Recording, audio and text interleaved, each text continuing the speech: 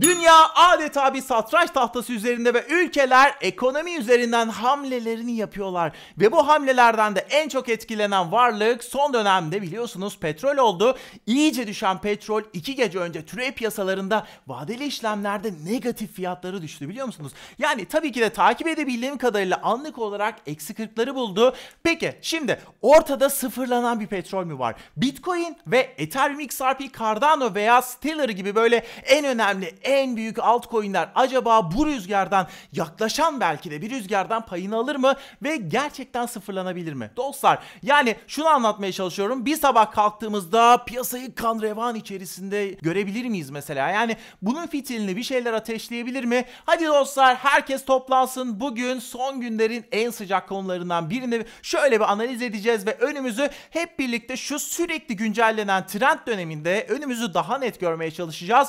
Çok yakında bir de yeni hediyeler, yeni sürprizler de sizlerle olacak. Hem bu sürprizleri ilk öğrenenlerden olmak hem de bana şöyle güzel bir destek atmak isterseniz de kanalıma hemen abone olup yanındaki zile dokunun. Videoların beğeninde yorumlarınızı, fikirlerinizi, düşüncelerinizi şöyle bam bam yazın dostlar ve bir de bu videonun altında açıklama kısmında en üstte benim Telegram kanalımın ve grubumun da linklerini bulacaksınız. Daha sıcak ve belki daha hızlı bir sohbet içinde o kanallara ve gruplara da mutlaka katılın. Bitcoin analizleri, altcoin analizleri de yapıyoruz. Hadi bakalım bam bam başlıyoruz.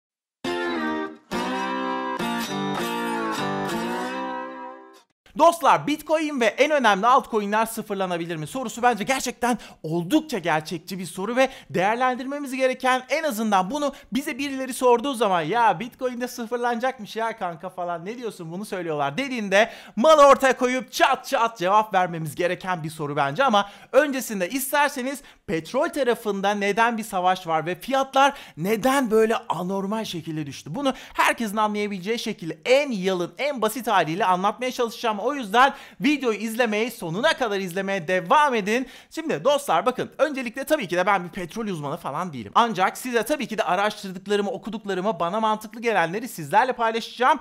Dostlarım bakın şimdi dünyada 150'den fazla petrol türü olmasına rağmen en popüler olanları, bunları bir söyleyeyim. 1. Orta Doğu'dan çıkan Umman petrolü. 2. Western Texas petrolü, yani Amerika'nın Texas eyaletinden çıkan petrol. 3 de Brent petrol. Bu da Kuzey Denizi'nden çıkan tatlı bir petrol. Ve petrolde dostlar şu an aslında şöyle bir olay var. Bakın dolar nasıl Amerikan Merkez Bankası Fed tarafından kontrol ediliyorsa, ne kadar üretilecek, ne kadar işte piyasaya sürülecek veya geri alınıp yakılacak falan, bunlar Fed tarafından kontrol ediliyorsa aynen o şekilde OPEC tarafından da petrol üretimi, denetimi kontrol ediliyor.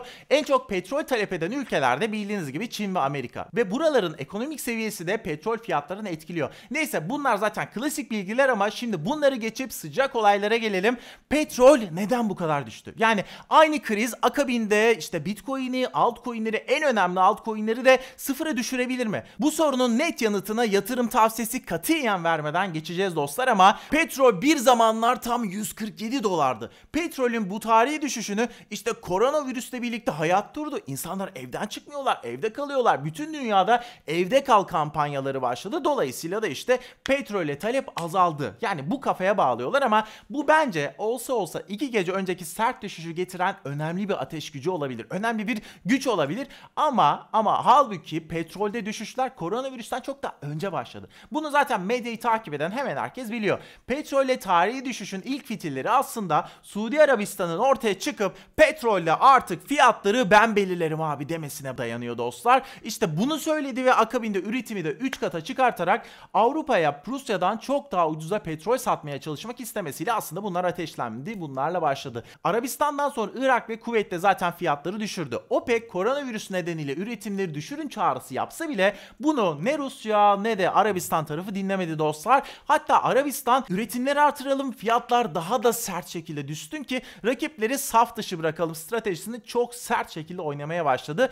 Geldiğimiz noktada da bakın Bitcoin ve altcoin'lere geçeceğiz ama geldiğimiz noktada en çok parayı ben kazanacağım hırsıyla birlikte petrol fiyatları çatır çatır düşmeye başladı. Koronavirüsle birlikte de bu iyice zaten artık böyle bir itici güç oldu dostlar. İyice zirveye çıktı. Arz ve talep arasında çok büyük bir dengesizlik yaşandı. Öte yandan çarşamba gecesi petrolün fiyatı vadeli işlemlerde neden negatife düştü? Bakın hani bunu da şöyle bir çok net hızlıca açıklamak açıklamak gerekirse vadesiz olan kontratlar ne oldu? Yeni alıcılar tarafından uygun bulunmadı, yenilenmediler. Fiyatlarında daha da düşeceği beklentisi olunca da bu tür bir hani domino taşı etkisiyle vadeli negatif fiyatlar çatır çatır geldi.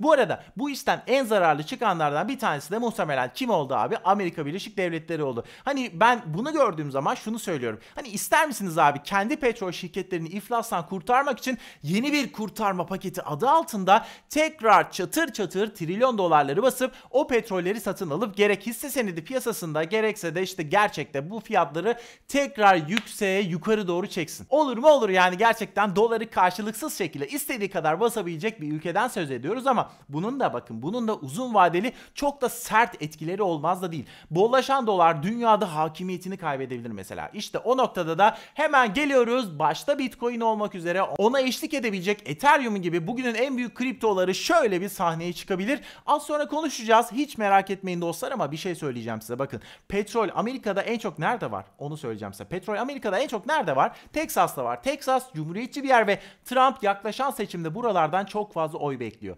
Dolayısıyla petrol fiyatlarının düşmesi eşittir ki Trump'ın seçimde oy kaybetmesi anlamına gelebilir. Zaten koronavirüs nedeniyle Trump yeterince zorlanıyor. Bir de üzerine böyle petrol binerse gerçekten hiç şansı kalmayabilir. Evet dostlar, petrol tarafını şöyle bir netleştirdiysek şimdi üzerine tuğlaları teker teker koyalım ve Bitcoin'e ve altcoin'lere geçelim ve o en önemli soruyu şimdi sorduğunuzda ben gerçekten duyar gibiyim.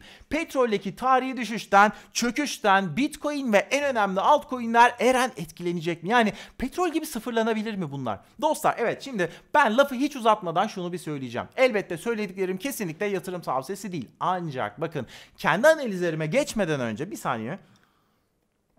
Evet.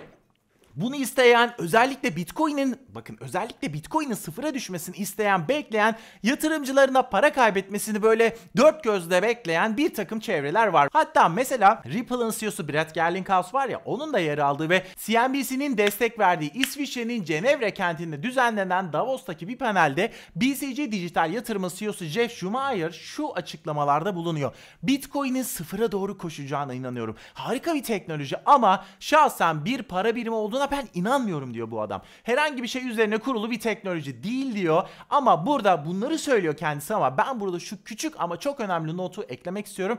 Kendisi aynı zamanda blockchain odaklı şirketlerin yatırımcılarından. Peki blockchain'e inanırken bu adam, bu yatırımın başındaki adam Bitcoin'e neden inanmıyor olabilir veya bunu söylemiş olabilir dostlar? Bakın, ya gerçekten böyle düşünüyor olabilir ya da son birkaç yılın şu modası var ya, şu akıma kapılmış olabilir. Yani yeni bir coin çıkar, tamam mı? Yeni bir coin çıkar.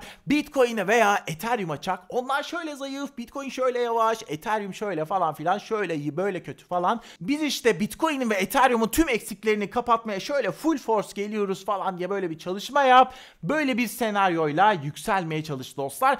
Bakın, gerçekten yatırımcılar olarak gözümüzü kulağımızı dört açmamız lazım. Bu tarz böyle çok fazla kullanılmış senaryoları artık kurban gitmemek lazım dostlar ve öte yandan bakın, hiçbir yere ayrılmayın. Çünkü olayı şimdi direkt petrolle birleştireceğim. Petrolü konuştuk, Bitcoin, altcoin'i konuştuk. Şimdi onları çap diye birleştireceğiz dostlar. Hani petrolün daha da düşeceği endişesiyle vadeli işlemlerde sıfırlandı ya, fiyatı negatife düştü. 2 gece önceki bu herkesin harıl harıl ben petrolü nereden alabilirim diye birbirine sorduğu, uğruna tweetleri yardırdığı ortamdan bahsediyorum. Dostlar işte bakın, bilmem fark ediyor musunuz? Bitcoin'de vadeli işlemler ne zaman açıldı? Bakın, bu kanalı 2 seneden fazladır takip ediyorsanız bunu çok net biliyorsunuzdur ki Aralık 2017'de açıldı. Ondan sonra bakın, Aralık 2017'den sonra bu piyasa, bizler çilekeşler, kripto para çilekeşleri adam akıllı bir böyle boğa sezonu dediğimiz yükseliş sezonu gördük mü? Gördük mü ya? Gerçekçi olalım. 2017'deki gibi bir sezonu görmedik. Yani neymiş? 2 senedir, 2,5 senedir Bitcoin ve altcoin'lerin daha da düşeceği endişesiyle teknik olarak yaşadık ve evet, çok sert de düştük. Evet, bu gerçek ama bilmiyorum, hiçbir zaman mesela Ripple'ın XRP'si sıfıra düşecek, Ethereum sıfırlanıyor, Bitcoin sıfıra düşüyor tarzı böyle böyle olaylar, böyle konuşmalara biz şahit olmadık dostlar. Belki de bundan dolayı uzun vadeli yükseliş beklentimiz bizim hep var ve Bitcoin 19.800 dolardan paraşütleri şöyle bir açıp alçak uçuşa, alçak düşüşe geçtiği zaman, bu zamanda bile kimse Bitcoin'in vadeli işlemlerinde kaos yaratıp Bitcoin'i sıfıra falan indirmedi. Yani yatırımcılar petrolde elindekileri böyle koşa koşa sattılar ama bunu Bitcoin'le yapmadılar. Bitcoin'le yapmadıkları gibi spot piyasada Ethereum'da, Ripple'ın XRP'sinde, Cardano'da falan da yapmadılar. Bu altcoin'lerde de yapmadılar. Petrol işte kısa bir süredir aslında düşüş baskısıyla mücadele ediyor. Bu da dünyada olay oldu ama abi bize bakın, yani demin çilekeş dedim ya, gerçekten Bitcoin ve altcoin'lerde biz bunda 2,5-3 senedir uğraşıyoruz ya. Bu gözle de bakınca zaten tabii ki de yatırım tavsiyesi değil ama özellikle Bitcoin'in nasıl belki de büyük bir güç olduğu buradan da anlaşılıyor olabilir. Bence aradaki en basit fark da şu dostlar: petrol evet şu an hala çok önemli bir güç, çok önemli bir ihtiyaç ama artık yavaş yavaş elektrik sistemine de dönüyoruz. Büyük yatırımcılar da zaten bunu görmeye başlıyorlar. Hani biz böyle büyük yatırımcı, balina falan diye gözümüzde büyütüyoruz ama onlar da zaten kandan candan insanlar veya şirketler, kuruluşlar dostlar. Bu arada bakın, Birleşik Arap Emirlikleri neden Dubai'yi cennet, böyle daha doğrusu alışveriş cenneti yapmak istiyor biliyor musunuz? Ben birkaç günlüğüne gittiğimde bunu sormuştum ve hep de aynen şu cevabı aldım dostlar. Diyorlar ki petrolümüz bir gün bitecek diyorlar. O nedenle bitmeden biz yatırım yapmalıyız. Para kaynağımızı daha da genişletmeliyiz diyorlar ve baktığın zaman evet, bu çok doğru. O gün bugün olmasa da ya petrol bitecek ya da bizim petrole ihtiyacımız bitecek ya da ne olabilir işte daha da böyle hani keskin bir şekilde bitmese de azalarak bitebilir dostlar. Yatırımcılar da bunu zaten önceden görmeye başlıyorlar. Yatırımcılar da dijitalleşiyor. Önceden petrol gibi hisse senetleri piyasasında işlem gören varlıklara işte ne bileyim para yatırma, buralardan para kazanma, onları dolayısıyla yükseltme eğilimindelerken artık onlar da Bitcoin gibi ya da ne bileyim abi hemen kripto paraya gelmeseler de Netflix gibi, Facebook gibi dijital varlıklara daha çok yatırım yapma eğilimindeler diye düşünüyorum. Hele bu koronavirüs sonrası başlayan artık yeni dünya düzeninde şu an zorunlu işler dışında, dikkat ederseniz bakın, zorunlu işler dışında bir tek dijital şirketler ayakta. Fark ediyor musunuz? Bir tek dijital şirketler veya dijitale yönelik iş yapabilen insanlar ayakta kalabiliyorlar ve muhtemelen artık yatırımcılar da hem dünyanın bu dönüşümü nedeniyle de hem de petrolün artık bir gün biteceği endişesiyle artık petrol almaya ya da en azından dijitale yatırım yapmaya göre petrole gidip almaya daha az istekli olabilirler. Peki az önce konuştuğumuz 3 senelik endişe olan Bitcoin düşecek endişesi var ya, Bitcoin'in neden sıfırlamadı derseniz, hani böyle bir endişe ne oldu? Petrolde böyle bir hani kaosu getirdi. Bu kaos Bitcoin'de neden olmadı derseniz de Bitcoin'in piyasası tabii ki de petrole göre daha küçük. Çok daha küçük. Biraz eğri oturup doğru konuşmak lazım. Bunun etkisi olmuş olabilir ve neticede önceki bölümlerde söylediğimiz gibi azdan az gider, çoktan da çok gider ama bunlar asıl neyin marifeti biliyor musunuz? Dediğim gibi abi, teknoloji. Dünyada trend olan şey şu an teknoloji ve Bitcoin'in ve en önemli, en büyük altcoin'lerde tam da şu an bunun üzerine oturuyor. Blockchain'in üzerine oturuyor. Kripto paralar diye bir şey tüm insanlığa, ben inanıyorum ki geliyor dostlar.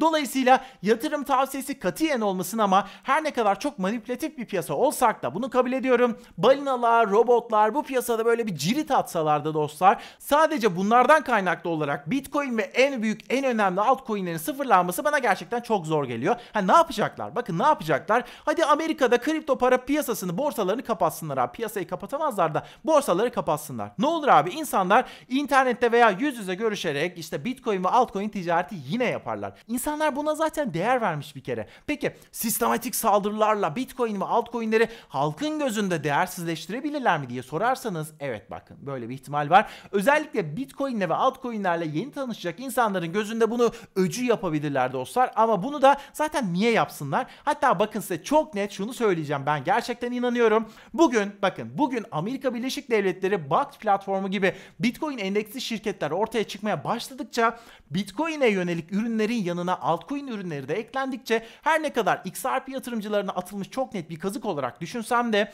Ripple'ın Nasdaq borsasında hisseleri alınıp satılmaya başlandıkça dostlar veya CME'deki gibi, CME borsasındaki gibi vadeli Bitcoin işlemleri daha çok borsaya belki yayılıp bu hacimler Amerikan ekonomisine, bakın bu hacimler Amerikan ekonomisine birer böyle bir can damarı olmaya başlayınca Trump Bitcoin ve bu piyasalarda işlem gören altcoin'lerin düşmesinde aynen istemeyecektir dostlar. 2 daha 4 buraya çok net yazıyorum. Aynen bugün petrol fiyatlarının düşmemesini canı gönülden istediği gibi. Bu arada bu petrolün tarihi düşüşüyle Bitcoin'i falan kıyaslayınca ortaya şöyle ilginç bir tabloda çıkıyor dostlar. Hani biz bugüne kadar hep Bitcoin'in ve altcoin'lerin kullanılmadığından dem vurduk ya. Kullanılmaya başlayınca otomatik olarak işte daha çok insan bu işin içerisinde olacak, tanışacaklar. İşte Bitcoin'i veya altcoin'ler, hatta burada Ripple, XRP çok örnek vermiştik. İnsanlar Ripple, XRP'yi para kazanma dışında da alabilecekler tarzı senaryoları konuşmuştuk ya. Dostlar evet, bunlar yükselişi uzun vadede getirebilir. Bunlar gerçekten doğru. Fakat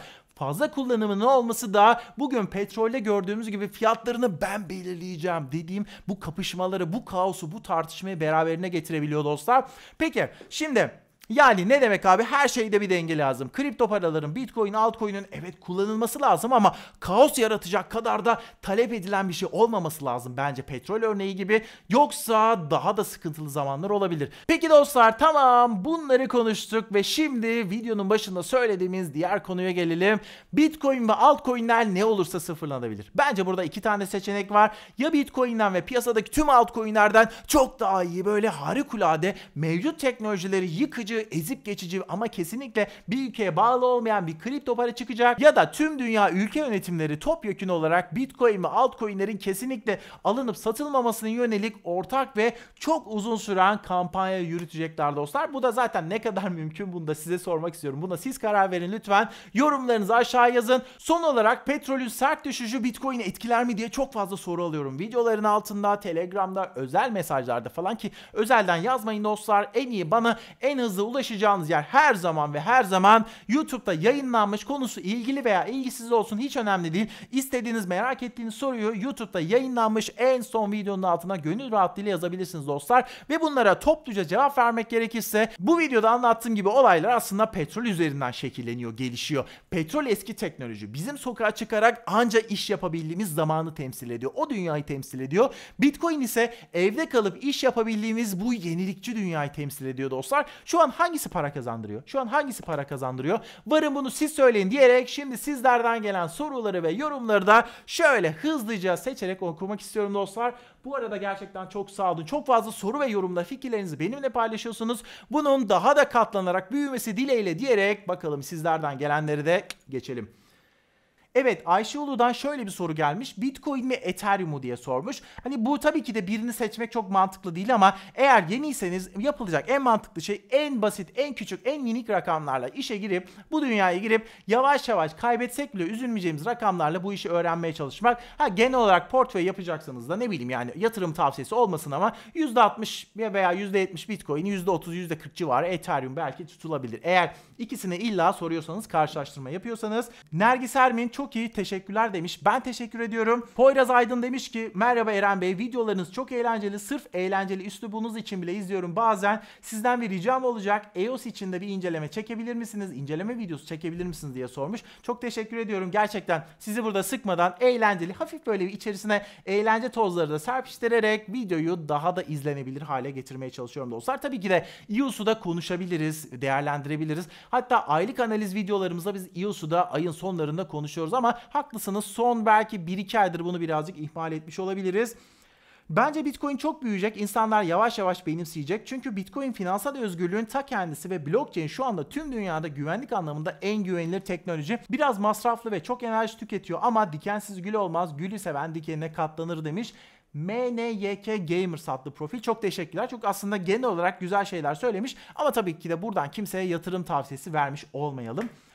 Yorumumu gördüğünü anlıyorum. Teşekkürler zaman ayırıp değerlendirdiği için. Tabii ki de Bülent Çakır yazmış bunu. Herkesin yorumunu tek tek okuyarak cevap vermeye çalışıyorum. Uğurcan Körüklü demiş ki Haziran ayında beklenen petrol fiyatları düşüşü Bitcoin'i ne derecede etkileyebilir? Resmen büyük bir panik havası var. Herhangi bir beklenti ya da bu konuyla ilgili bir video paylaşımı olabilir mi demiş. Ben de ayağınızı kaldırın demişim. Aynen bu video tam olarak senin için de Uğurcan. Çok teşekkürler. Conor 26 abi XRP'ye uzun vadeli bir yatırım yapılır mı diye sormuş. Ya XRP XRP birazcık daha ekstra riskli grupta duruyor aslında. Hani uzun vadeli yatırım yapılabilir ama bu yatırım yapacağınız miktar ne kadar büyük, risk alabilme iştahınız ne kadar fazla, bunlara göre çok değişkenlik gösterir. Ben şahsen, tabii ki de kimseye bir yönlendirmiş olmayayım ama ben şahsen riski fazla olduğu için şu an XRP'ye çok büyük rakamlarla girmem, ama riskinin fazla olması para kazandırmayacağı anlamına da gelmiyor tabii ki de. Onur Türk sormuş ki Eren Bey, merak ettiğim bir şey var. Biliyorsunuz ki halving süreci çok yaklaştı. Bu süre zarfında Ethereum nasıl rol oynar? Yani halving sonrası Bitcoin artışı Ethereum'u etkiler mi? Veya Ethereum eriyebilir mi? Hani akabinde önemli bir süreç sonuçta bu. Yani 4 senede bir geliyor diyor. Bitcoin halving'den bahsediyor. Ethereum Bitcoin'e çevirmeyi tavsiye eder misiniz? Cevaplarsanız çok sevinirim. Çok teşekkür ederim demiş. Evet ya, biz bu Ethereum, daha doğrusu Bitcoin'deki halving zamanı Ethereum'da 2.0'ın mainnet, yani artık Proof of Stake'e geçiş senaryoları konuşuluyor. Ethereum tarafından Mayıs ayı tarih olarak veriliyor dostlar. Benim beklentime göre ne olabilir? Tabii ki de yatırım tavsiyesi değil. Bitcoin halving zamanı güzel bir rüzgar yakalarsa işte o dönem Ethereum'da Proof of Stake'i çat diye ortaya koyabilir ve artık biz mainnet'e geçtik diyerek bu olumlu rüzgardan kendisi de payı alıp maksimum yükselişi hedefleyebilir. Tabii ki de bunlar şu anki planlar dostlar, mutlaka olacak diye bir şey söyleyemeyiz. Bunlar öngörüler, hatta plan bile demeyelim. Elvin Mervan da demiş ki abi biliyor musun, ben de Litecoin'de yükseliş bekliyorum, o yüzden ne var ne yok 2 gün önce Litecoin aldım. Ben de demişim ki ne var ne yok girmemek lazım normalde, ama siz bilirsiniz. Hadi umarım kazanırsınız. Aynen dostlar. Birinde yükseliş bekledik diye diğerlerinin hepsini satıp, ne var ne yok satıp all in, yani tüm hepsiyle bir coin'e bence girmemek lazım. Kendinize çok iyi bakın. Bu videoyu izlediğiniz için teşekkür ederim. Kanala abone olmayı unutmayın. Zile dokunun. Videolarımı beğenin ve yorumlarınızı, değerli fikirlerinizi mutlaka bekliyorum. Görüşmek üzere. Bam bam.